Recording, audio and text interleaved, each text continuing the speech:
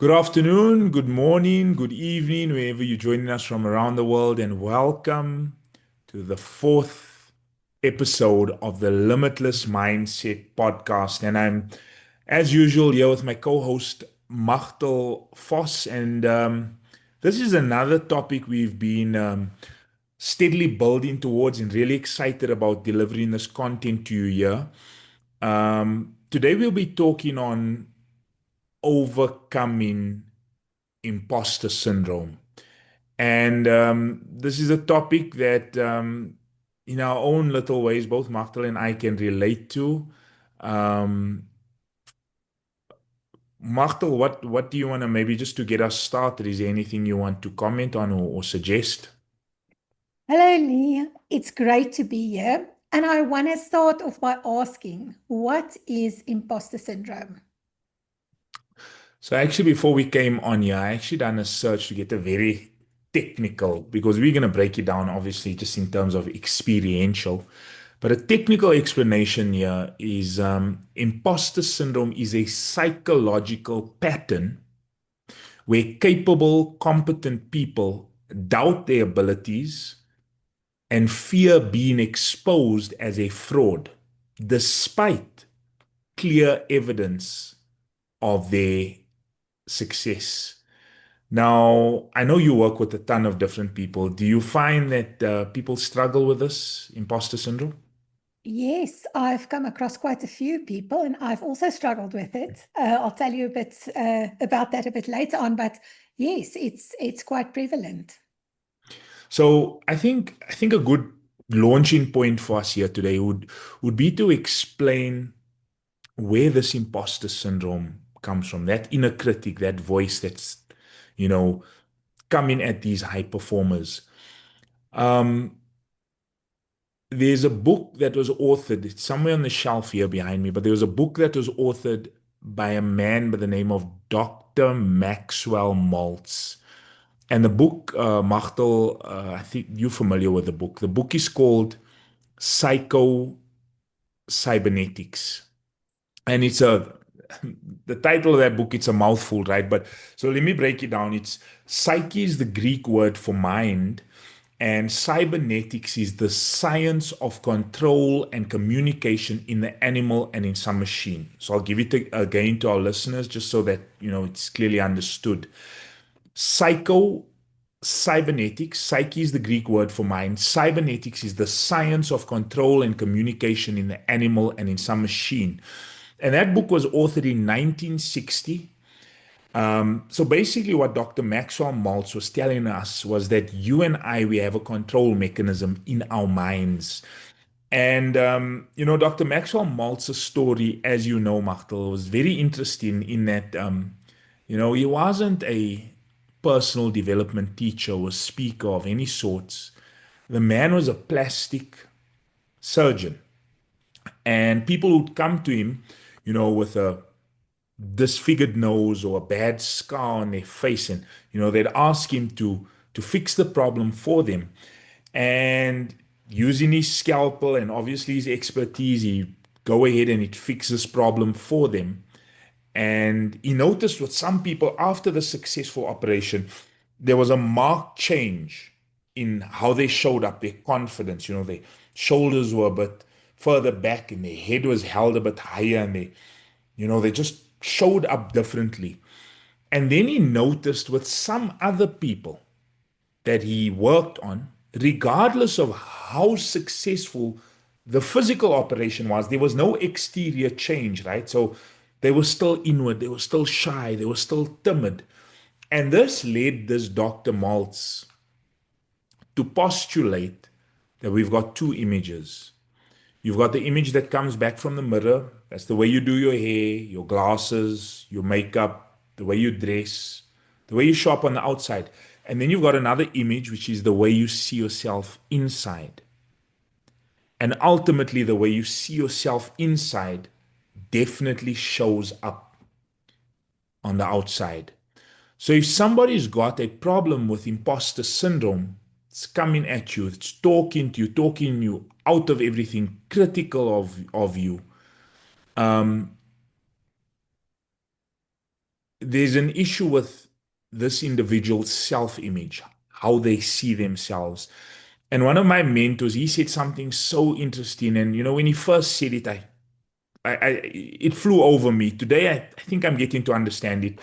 But he said something that was so key. He said, Lee, you will never outperform your self-image. But he said the good news is you can upgrade your self-image.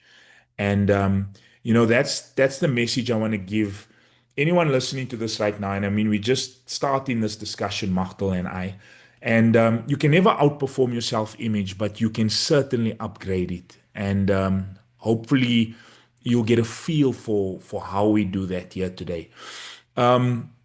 Just quickly, I want to give two examples in technology around a cybernetic instrument and how this works.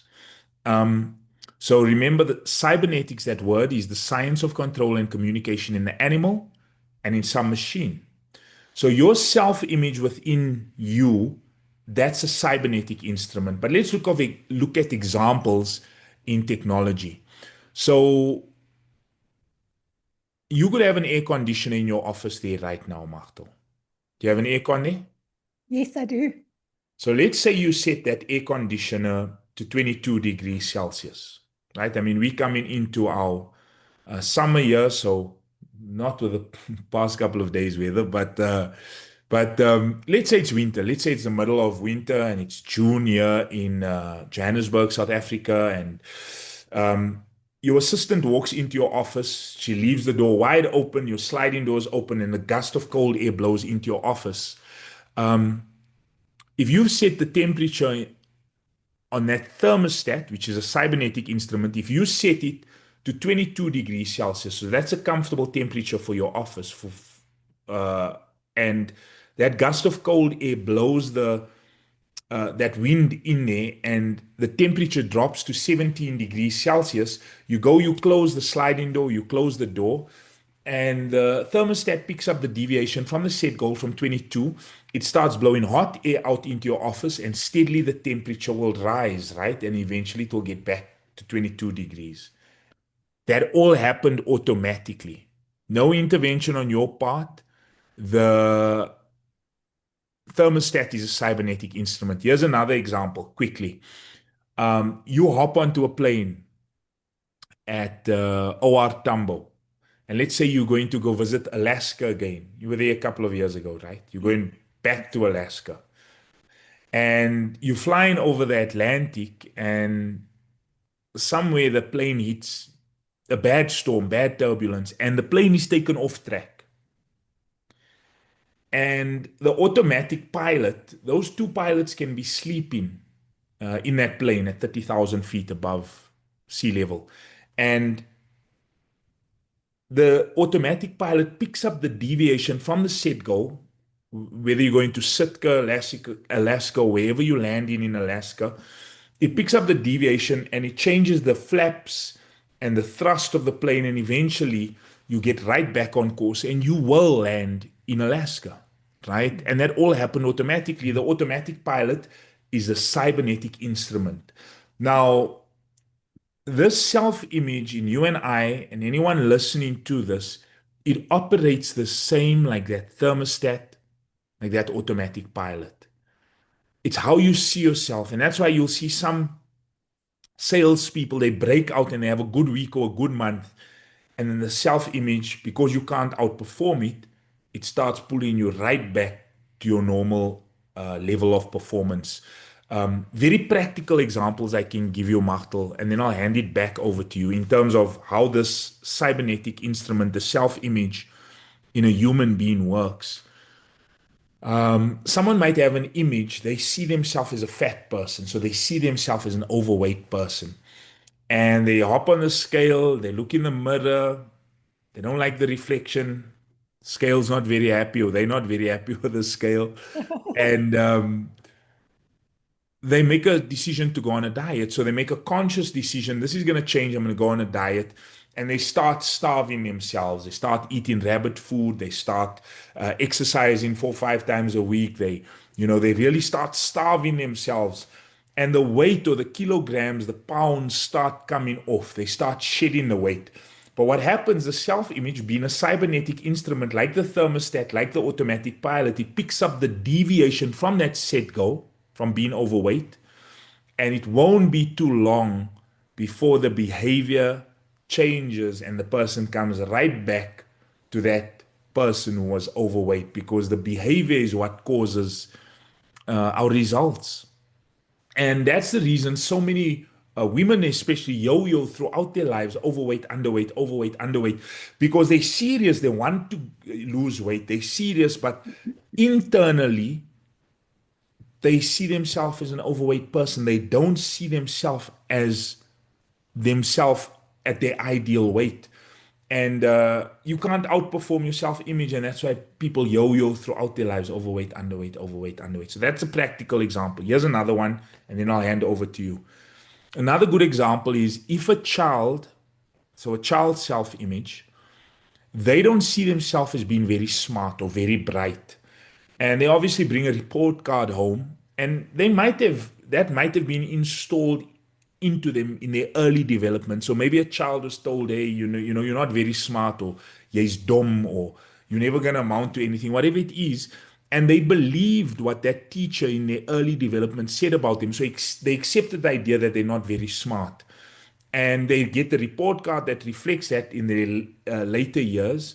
The parents not happy about the report. They ground the child, forced to study, and the grades steadily start improving.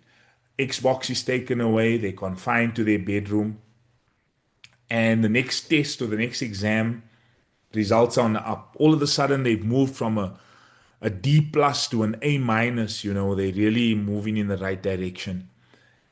But what happens, the child hasn't altered the self image. The results improve because they're studying, they've been forced to study, but the image hasn't changed. And pretty soon that child will go right back to the old behavior that got them that D plus average. And if only we knew what the cause of behavior was from a mindset perspective, then we can make those changes permanent. And that's why we've got to be so careful about what we say to our children in relation to their abilities or what they capable of achieving. I know that was long-winded, but I really wanted to set the platform or the foundation for what we were going to discuss today. Um, how does what I've just spoken about relate to your modality in terms of the four quadrants, left brain, right brain thinking, and your modality, Machtel? Lee, before I do that, I just want to comment. I can relate with and I think so many people can relate with the example of weight loss. And I think I'm so happy that you've explained that, because I think it's going to help a lot of people. So many people do their best and they cannot understand where they are going wrong. And you get such a sense of hopelessness or desperation. So that explanation, I think, will make the world of difference and mean a lot to people out there. Um, and if I may just say, tongue in the cheek, some people may hope for underweight. Usually it's overweight, goal weight. Underweight will be great. If I can start with thinking style, there are four dominant thinking styles, each with its own blind spot. If I may give examples, the result-driven people may make decisions too hastily sometimes. The process-driven people may overthink things too Mm, much, too often. The people-driven people may fail to insist on results.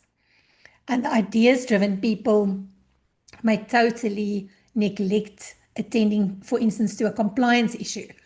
And mhm, then they get burnt somehow in their business and there's a failure, small or big. And of course, that's going to make them feel like an imposter. mhm, But the power of understanding your thinking style and its blind spots, and then you can compensate for that, and then you can prevent those failures from happening. And so it's very empowering if you understand it. And then, if I may say that Ideally, we would like to spend a lot of time in our dominant quadrants. If we spend a lot of time in our smallest quadrant, it makes us feel drained. And despite success, that low emotional state may let us feel like an imposter. So just Mm. sorry to No. stop you. Just to Mm, clarify mm, for our listeners, right? So what you're talking about here is there's four brain quadrants, and mm. each of us are wired where we're stronger in different quadrants. Yes. So you've got the left brain, which is divided into two. You've got L1 and L2, and R1 and R2. And you Yes. mentioned now the R1 individual, so that one that operates in the front part of the part of the right hemisphere, R1. They ideas people, right? And if they ideas people, so they might not be too bothered about compliance or heavy on the detail, and that's their blind spot, right? Sorry. So Yes. I just wanted to pull it out a bit more, just so Yeah. that maybe somebody, because I know in previous episodes you've explained it clearly, but just Yes. somebody who's maybe catching just this episode, you Yeah. know. So if one does the thinking style test, we all score 300 out of 300, Yeah. but our 300 points are uniquely scattered across the four quadrants. So you may get some people who have quite an equal amount across, but I'm exaggerating a bit, just to explain it in simple terms. Mhm. So if you, I personally think we do well playing in our dominant quadrant where the most points are. And if you've got a smaller quadrant, you may not feel comfortable there. So it'll take a bit of self-discipline and effort to operate well there. So for instance, I'm a strong ideas person, so I can associate and my process-driven quadrant, the L2 is quite small, so I can appreciate neglecting compliance from time to time. So, I can identify with that. So what you're saying to our listeners, if they operate in, let's say they wired like you, so they're strong in their R1, and let's say their work forces them to operate in their L2, which is the detail, uh, the heavy quadrant you referred to now. They're not naturally good at it. Would that make them feel like an imposter? So it just takes more effort you Hmm. and self-discipline where if you're operating in your dominant quadrant, it feels more effortless. So you can be equally successful, Okay. Hmm. but doing it every day will take some toll. And Okay. so Okay.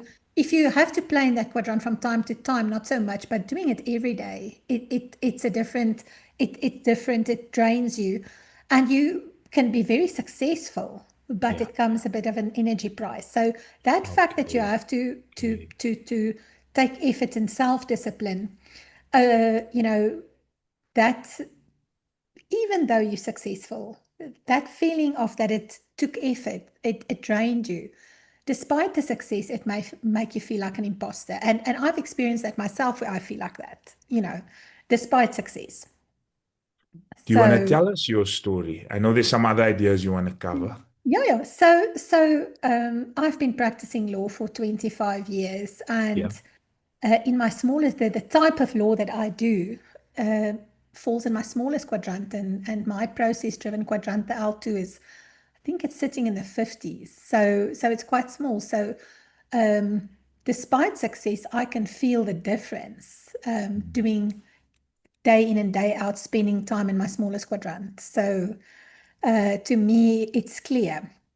If I play in the ideas quadrant, the R1, it really feels like you're playing.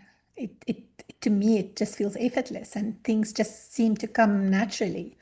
So Could yes. this kind of speak to how God has naturally wired each and every one of us, and how it feels, you mentioned easy, effortless, and the word that flashed on the screen of my mind is exactly that word behind you. It's bliss zone, right? It's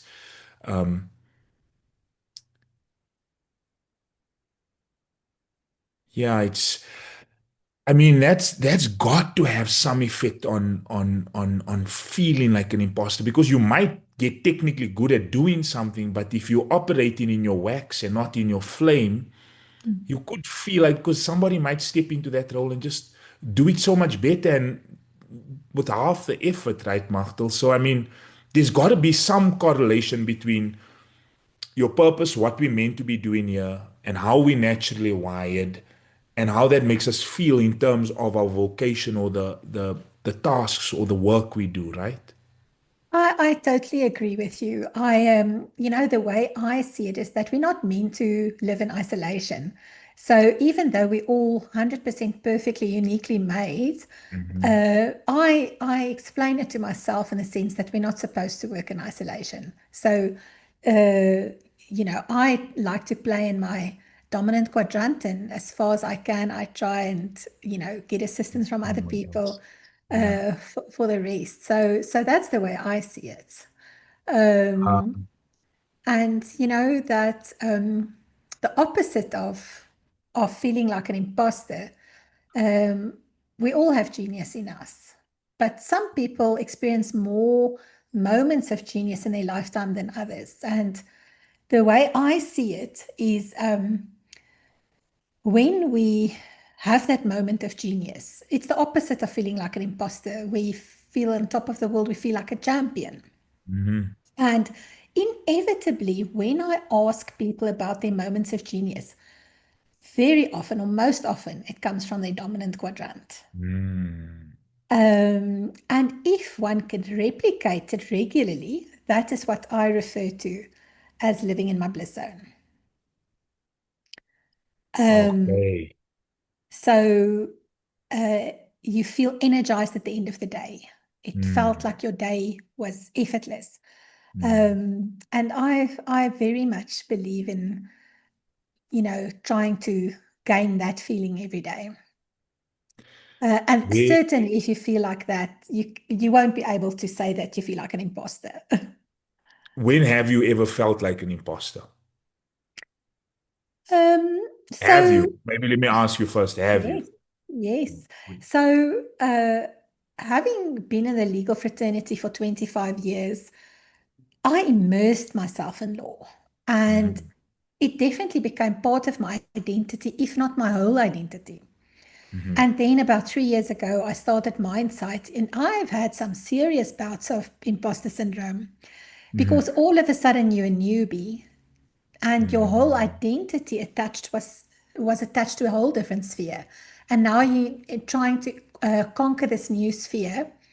And according to me, the only thing is time in the saddle to mhm, immerse yourself. And it's not either or. It's not because you're now giving attention to something else, you lose the capability or the knowledge you had in the other sphere. It's mhm. just duplicating yourself, which, we've got infinite, you always say we've got infinite potential. So you just have to spend time there until that also becomes your identity. You reminded me of a quote by Sandy Gallagher. She says you can take all of the genius you've developed in one profession and transform it in a way where you can use it in another profession. You remember that quote? Yes, yes. Now that you say it, it's a great quote. It's Yeah. very it's good. But your experience there, because I mean, you in the legal fraternity for 25 years, a quarter of a century, so your identity 3 years ago is Yeah. so deeply entrenched in that. Like that's how Machtel Vos sees herself. That's how you see yourself. So, trying to move into a new area, it's uncomfortable because you don't see yourself as much as you've got all of this desire and you've got a great system to help people get into their bliss zone. You really want to help people, but your identity in that specific area is, for lack of a better word, Machtel, was non-existent, because whenever we move into a new area, it's new. There's Mm. no time in the saddle of experience, like you say. You And know, and this knowledge, Lee, this knowledge helped me to not stop and go back to the familiar parts, what was comfortable, Mhm. And that is why it's so important for me to get this out there because it helped me tremendously. Whenever I faced that, I knew what it was, I saw it for what it was, and I just moved through it. I'm not saying it doesn't come back from time to time, Yeah, but yeah. I beat it up very quickly. Stop it right by the door and you say, you're not welcome here. Yes. Um, Something that also flashed on my mind as you were speaking earlier. Do you know why a lot of rugby players, professional rugby players, have a problem when their career stops? It's almost like they get lost, they do strange things, they go into a depression.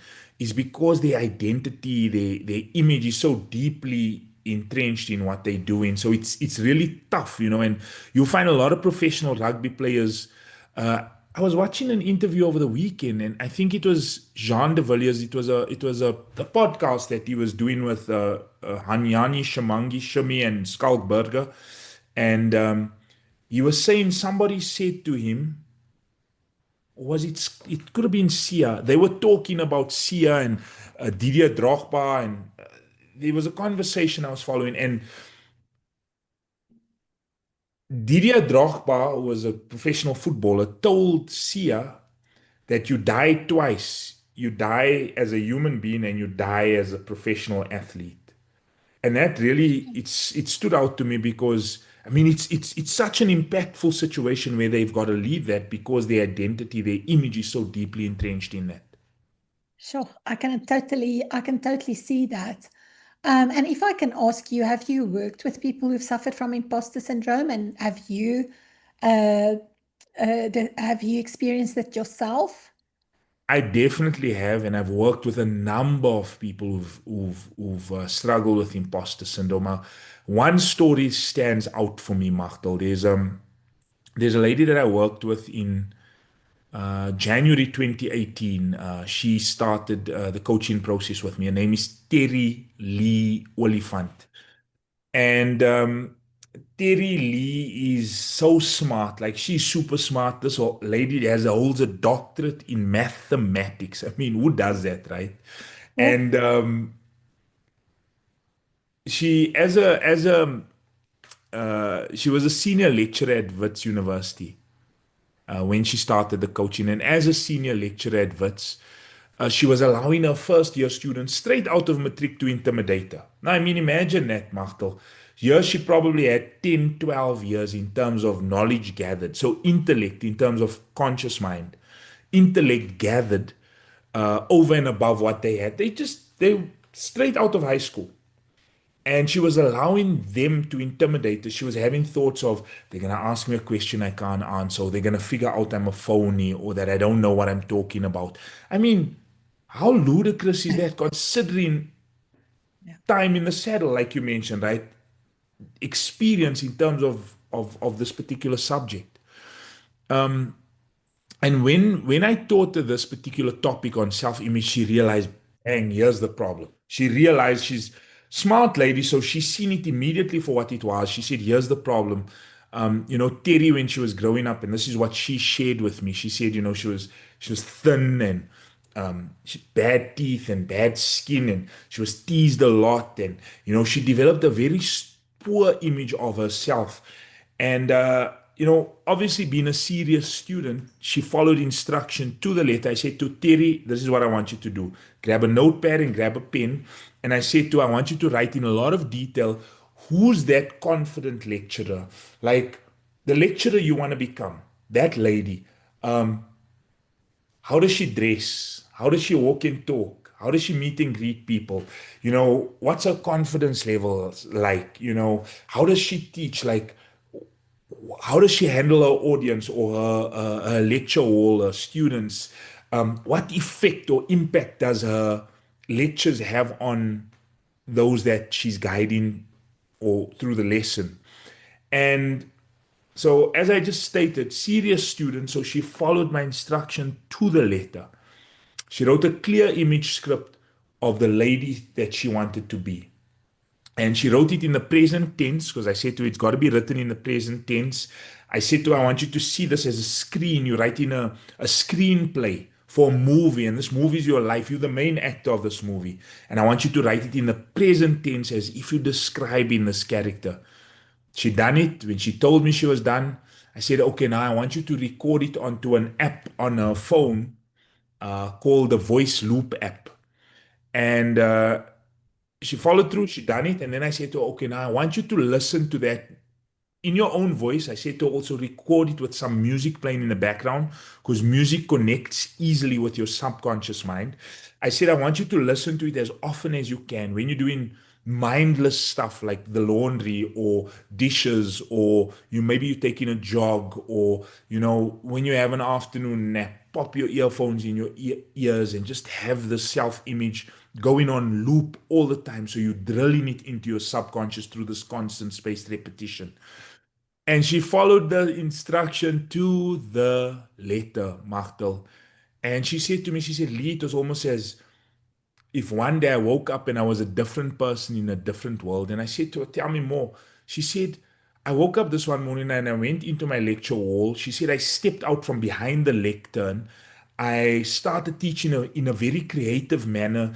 I got my students involved in the lesson content. So I made them a part of the lesson. And she said, I spoke with such conviction and such a high energy. She said that the students came up to her afterwards and said, ma'am, that was the best lecture we've ever attended.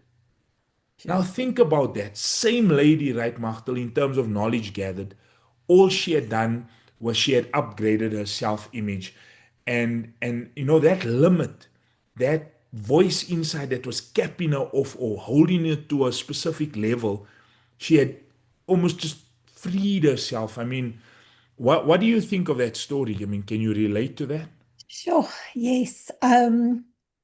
Yeah, it's so empowering. If you can think that someone with that amount of knowledge would feel intimidated, it's almost difficult to believe. But I've done my self-image script, and I'm still busy with it, and I can feel a big difference, and I can see the difference that it's made for me. So I can totally, um, Relate. and I'm so happy for her, you know Mm. um, because as you said, the knowledge is the same. It's just the self-image.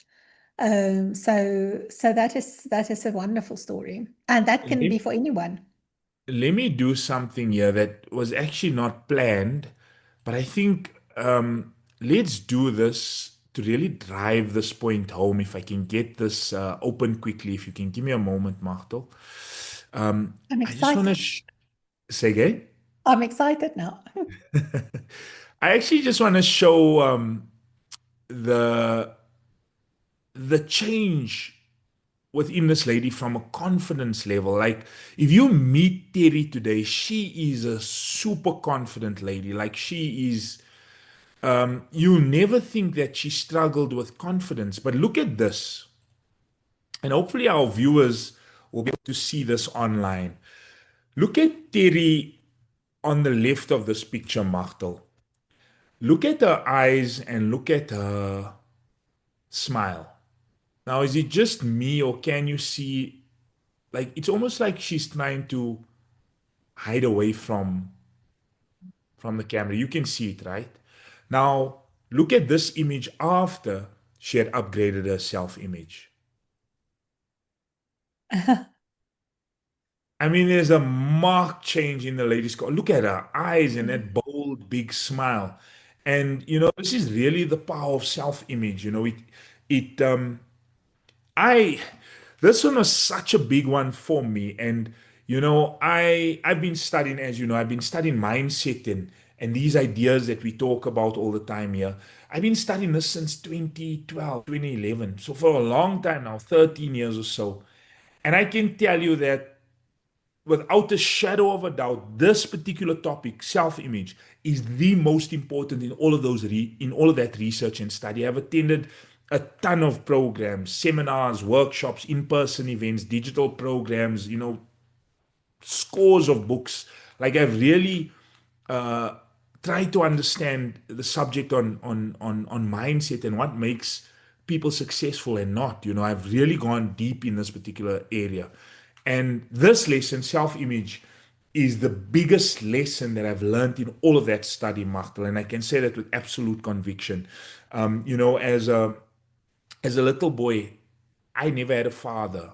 I was teased a lot. I always felt like I didn't fit in, and I struggled a heck of a lot as a little boy.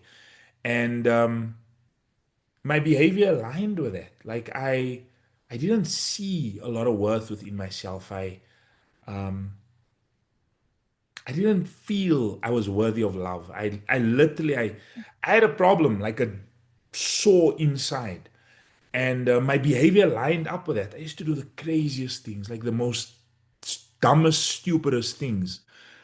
And, you know, this particular lesson was liberating for me because in my early 20s, you know, family or people that knew me uh, back then, they'll be able to tell you that I struggled with eye contact, Martha. I mean, imagine being a public speaker, professional public speaker, being paid to do it, stepping out in front of a group of 1,000 people, and you struggle with eye contact. Like it was never going to line up. So this self-image lesson was so freeing. Like, you know, it's beautiful when you can step in front of any audience and you can just be you.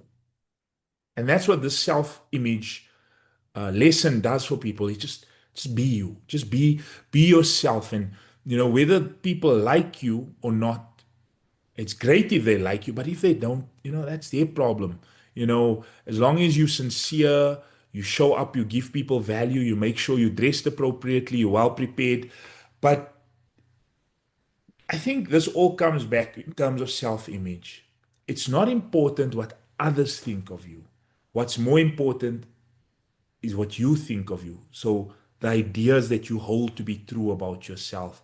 Now, this is not to say we run people over, right, Martel, or we disrespect people. No, no, no. It's just so many of us give so much weight, or we put other people's opinions above our own. You know, it's almost like, and I think this is where that um, so many people working for the approval of other people, people pleasing. You know, it's almost like you, because if you don't approve of yourself, it's like you're always working for validation or approval from the outside. And I don't think that's any way to live. Personally, I think, because I know I spent a big part of my life there. I know it's really not a good way to live. And Lee, am I correct if I say that the sky is the limit for anyone who can conquer this lesson of self-image? It's not excluded to a select few, depending on age No, or education or whatever. no. Isn't that the true power in it, that this any person who takes on this principle of self-image, for them the sky would be the limit? It's taking a pen and rewriting your own story.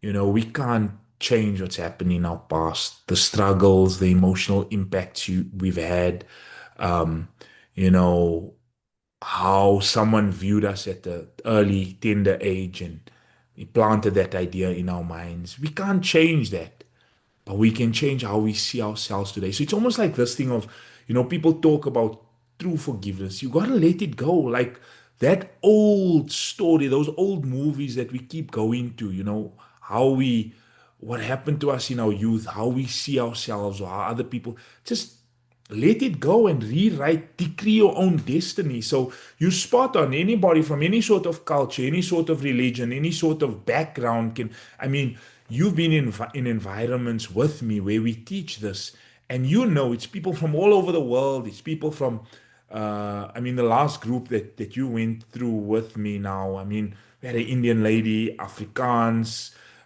colored English. I mean, someone you introduced me to two individuals that are in the UK. I mean, there's just this works for everybody. If you get it and if you open to it and then willing to follow instruction, and it's so simple. Like take your pen and your notepad, decree your own destiny, write it in the present tense, describe it as a character of a movie, and you're the main character. Sure.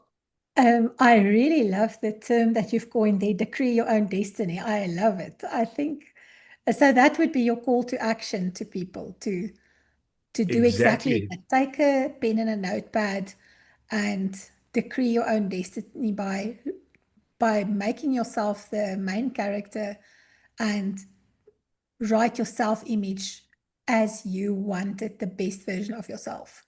That would be the single action step I'd like everyone to take from listening to this. How does this work in relation to creativity? I know that's what you wanted to discuss. What was the connections or the parallels you were going to draw there? So we are um, we are all born 100% creative, Hmm. but by the time we reach adulthood, only about 4% is left. And it's based on all the rules that we have to adhere to. We are literally taught to color inside the lines. And it can be reignited, but it just has to be done. And we live in a competitive world. If we were in isolation, you will agree with me, there won't be something like imposter syndrome. But it's Mm. because we are in a competitive world. And it's because we're not creative, we start competing, Mm. but focused not on the competition, but we are focused on the competitor. And of course, that will make you an imposter because you can never, every person's story is different. There's no two stories that are the same. But if you focus on the competitor, you'll forget about yourself and your story, your authenticity. So if you're creative, based on what you've said, your own self image, your authenticity, Hmm. that authenticity cannot be failure. So instead of Because focus on nobody your, nobody can be another you, right, Machtel? Sorry to break your word. no, no, exactly that. Nobody can be another you. There can only be one Machtel Vos. There can be another 8 billion people that come this way. There will never be another you. It's just as simple and as straightforward as that. So why try and be someone else?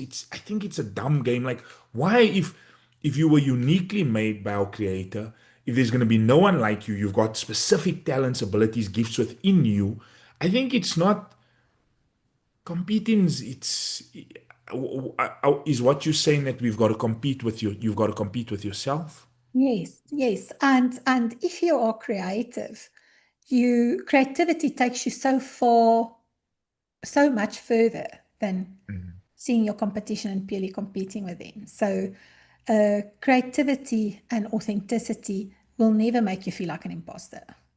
Is Rassi Erasmus being authentic and creative? Yes.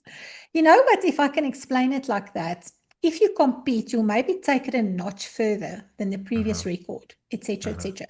But the true creators, the Russies, the Tiger Woodses, uh-huh, Simone Biles, Michael uh-huh. Schumacher, they Yeah. create new horizons Uh, of what was previously thought to be impossible. Pure mere competition doesn't do that. So the real creatives make new horizons. it's almost like they rewrite the game, or they invent a new game within the game. Like, always listening to podcasts. I was listening to another rugby YouTube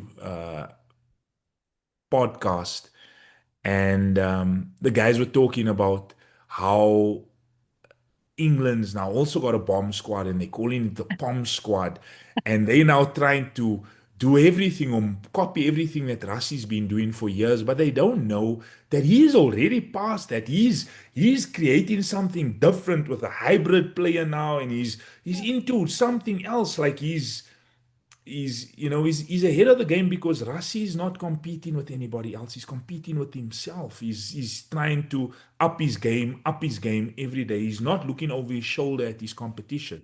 And Yeah, and they in a highly competitive environment. yeah. You know, Lee, what you said was actually quite powerful now because if you're creative, you're looking to the future. But if you're Mm, competitive, you're looking over your shoulder, it's backwards. It just mm. struck me. You know, that's exactly what's happening. Um, So you're looking creative, over you're your looking shoulder. ahead into the future, and if you're competitive, that's a nice Yeah, picture to have in our yeah, minds in relation to that. Or you're looking over your shoulder backwards. yeah. And if I may say something about the future, we are Hmm. now living in the AI era. Yes. And so we all are using AI or will be using AI. And just my submission is if we are going to misuse AI Hmm. and become lazy, it will Hmm. be just a matter of time before we feel like imposters because we're going to start doubting our own Wow. capabilities and we will feel dependent on AI. Mm. But on the other hand, if we use AI, but not from a point of becoming lazy, but by empowering it as us, it will create success. It will be part of our success. So yeah, I was just thinking about, AI is going to play a big role, and we don't want to become or feel like imposters because of AI. Yeah, that's actually a very, very good point you draw out there. So anyone listening to this, be very mindful of how you use AI moving forward. You know, Machtel's advice here, it could make us feel like imposters. So see AI as a partner, as somebody that stimulates thinking within you, and that we don't become overly dependent. Machtel, I'm just looking at the time, and there's a quote I want to leave everyone with. If you've stuck to the end, that hopefully will tie this all together. Ralph Waldo Emerson said, "What lies behind us and what lies ahead of us are tiny matters compared to what lies within us." Or maybe to paraphrase that a bit, what lies ahead of you, your future, and the past, everything that's happened to you in the past, tiny matters compared to what lies within you, the self image. So, Maktal, is there anything else you want to add before we close off? That was very powerful. Thank you so much. I really enjoyed this, Lee. Thanks for hopping on here again today and having a conversation with me. Hopefully, this adds some value to someone out there. And thank you for tuning in. Thank you for joining Machtel and I here today. And we'll see you on the next episode, episode 5. Have a wonderful day. Bye.